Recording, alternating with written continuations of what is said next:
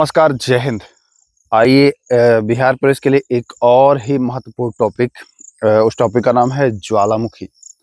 अगर आप Bihar police exam में शामिल होना चाह रहे हैं और ज्वालामुखी टॉपिक को अगर नहीं आपने पढ़ा है तो ये मान के चलिए कि आप जानबूझ करके अपना एक नंबर आप कम कर रहे हैं। इस वीडियो के माध्यम से हम आपको ज्वालामुखी टॉपिक कंप्लीट करा देंगे। उतने ही प्रश्न रखे हैं जो एग्जाम में आते हैं, जो आने की संभावना होती है। तो वीडियो को पूरा देखिएगा और कुछ हो पाए तो नोट भी कर लीजिएगा। कुछ पॉइंट्स हैं जो नोट कर लेंगे तो वो ज़्यादा आपके लिए फ़ायदेमंद होगा। तो चलिए हम आंसर के साथ समझते चलते हैं। पहला प्रश्न, कोटोपैक्सी ज्वालामुखी स्थित है। सीधा प्रश्न पूछता है कि कोटोपैक्सी ज्वालामुखी कहाँ स्थित है, किस देश में स्थित है। सीधा प्रश्न आपसे पूछेगा। देखिए दोस्तों, ज्वालामुखी तो बहुत सारे हैं, लेकिन क्या सब पढ़ना जरूरी है? क्या सब पूछता है क्या? तो जी नहीं, सब नहीं पूछता है। कुछ जो इम्पोर्टेंट होता है, कुछ जो चर्चित होता है, और वैसे जहाँ विस्फोट हुआ हो हाल ही में, है ना, कुछ खास बातें होती हैं, वही पूछा जाता है। ऐसा नहीं कि सब आपसे पूछा जाता है। तो चलिए शुरू करते हैं बिना समय बर्बाद किए। कोटोपैक्सी पूछता है तो देखिए, कोटोपैक्सी के लिए आपको 4 ऑप्शन दिया हुआ है: इक्वाडोर, हवाई द्वीप, अफ्रीका और इटली। ये चारों जगह ऐसे हैं जहां ज्वालामुखी आपको देखने को मिलते हैं। तो इन चारों जगह को उपयोग ऑप्शन में किया गया है। कोटोपैक्सी ज्वालामुखी है, यह स्थित है इक्वाडोर में। कहाँ? इक्वाडोर में। हम हाइट की बात कर ले तो लगभग 5897 मीटर के आसपास इसकी ऊंचाई है। कुछ समय पहले आपने पढ़ा होगा आपने कि यह विश्व का सबसे ऊंचा सक्रिय ज्वालामुखी है ना। पहले जो बुक्स में डाटास थे वह यही था कि विश्व का सक्रिय ज्वालामुखी में इसकी गिनती आती है।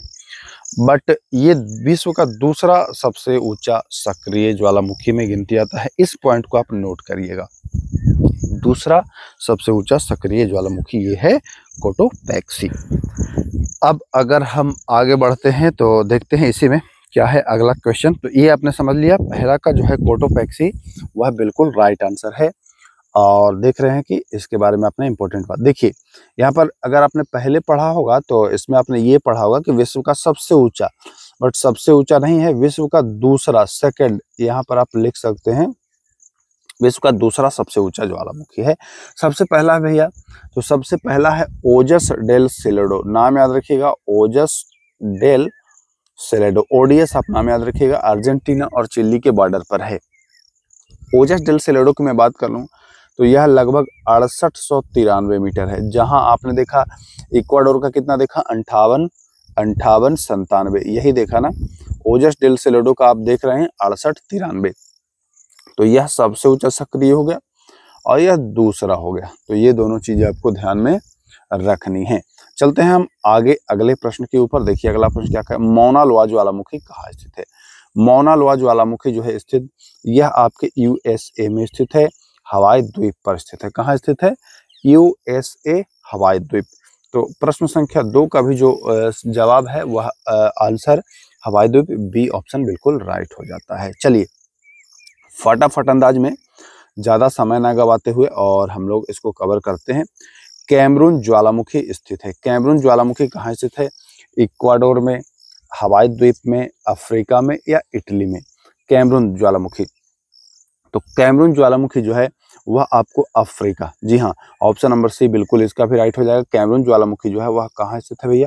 तो वह बताएंगे कि सर यह अफ्रीका में स्थित है। यानी कि प्रश्न संख्या 3 का जो जवाब है वह सी बिल्कुल सही जवाब हो जाएगा।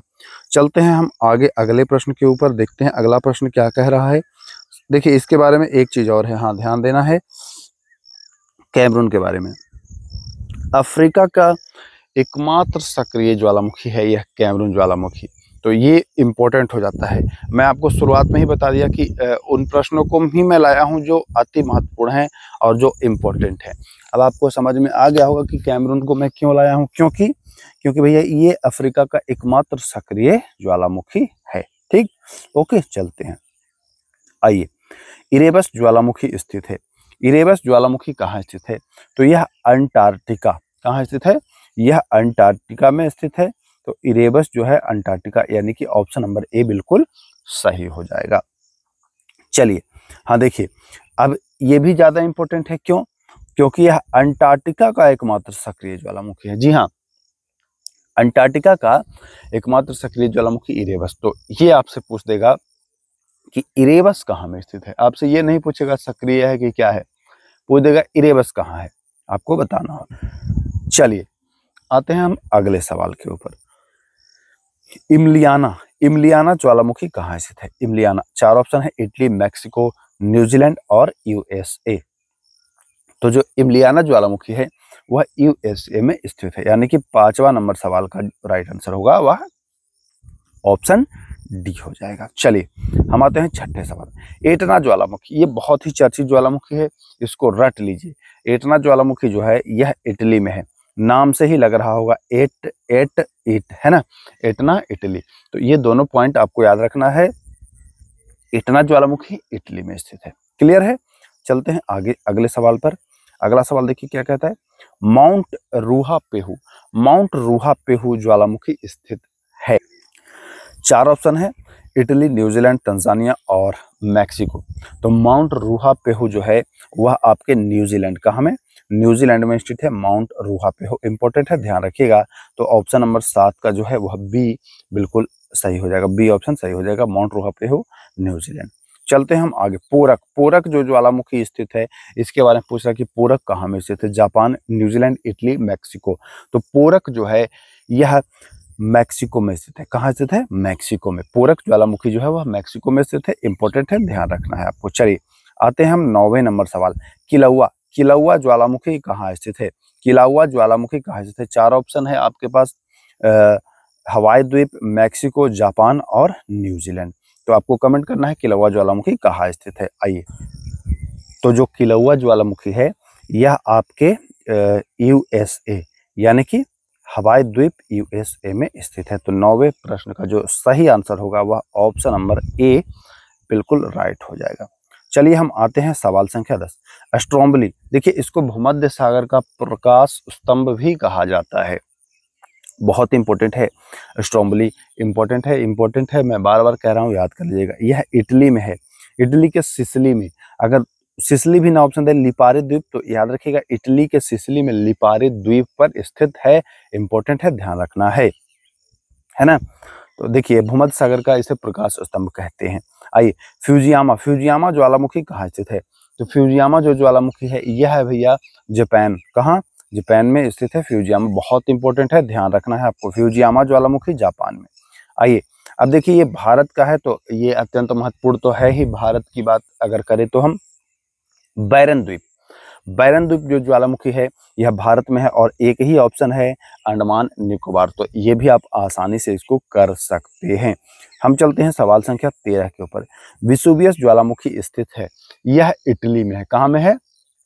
यह इटली में है। तो 13 का जो राइट आंसर हो जाएगा वो ऑप्शन नंबर सी हो जाएगा। विसुवियस ज्वालामुखी स्थित है इटली में। चलिए आगे, क्राकाताओ ज्वालामुखी स्थित है। क्राकाताओ ज्वालामुखी कहाँ स्थित है? 4 ऑप्शन है, अंडमान निकोबार, इंडोनेशिया, मैक्सिको और न्यूजीलैंड। क्राकाताओ ज्वालामुखी जो है स्थित, यह आपके इंडोनेशिया में है। जी हाँ, इंडोनेशिया में।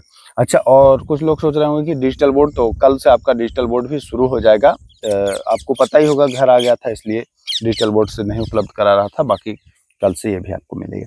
तो क्राकाताओ जो है वह इंडोनेशिया में है, तो ये भी आपको ध्यान रखना है। चलिए आगे चलते हैं।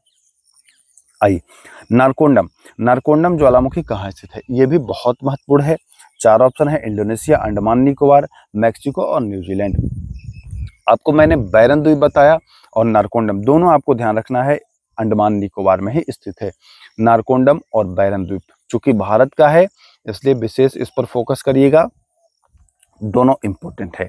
चलिए आगे चलते हैं। किलिमंजारो ज्वालामुखी स्थित है। किलिमंजारो ज्वालामुखी कहाँ स्थित है? इंडोनेशिया में, अंडमान में, मैक्सिको में या तंजानिया में?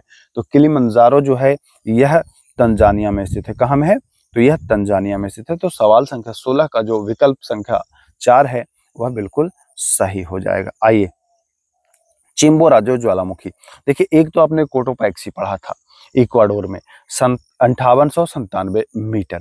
एक पढ़ लीजिए चिम्बोराजो भी इक्वाडोर में ही है, तो 17 का ए ऑप्शन बिल्कुल सही हो जाएगा।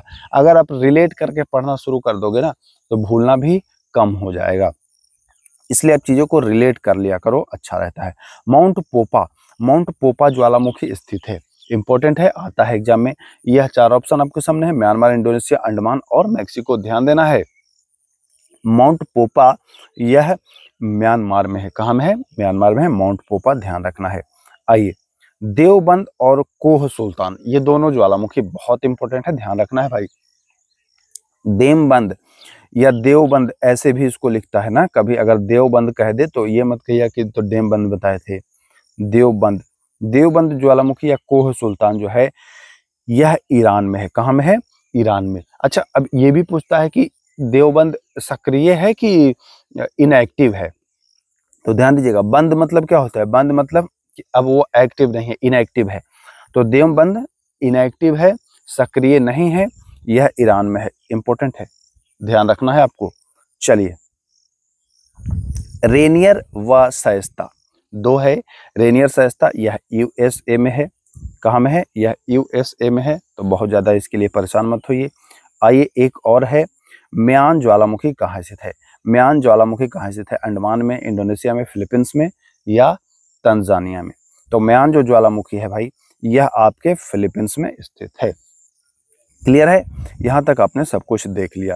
एक और है, देखिए ये भी इंपॉर्टेंट है, एकांगुआ पूछता है, एकांगुआ ज्वालामुखी कहाँ स्थित है? तो बताएंगे एंडीज पर्वत श्रेणी पर, ठीक ना। अब देख लीजिए, हमने कम से कम 21-22 क्वेश्चन कर लिए, जो बिल्कुल ही आसान तरीके से हमने कर लिया।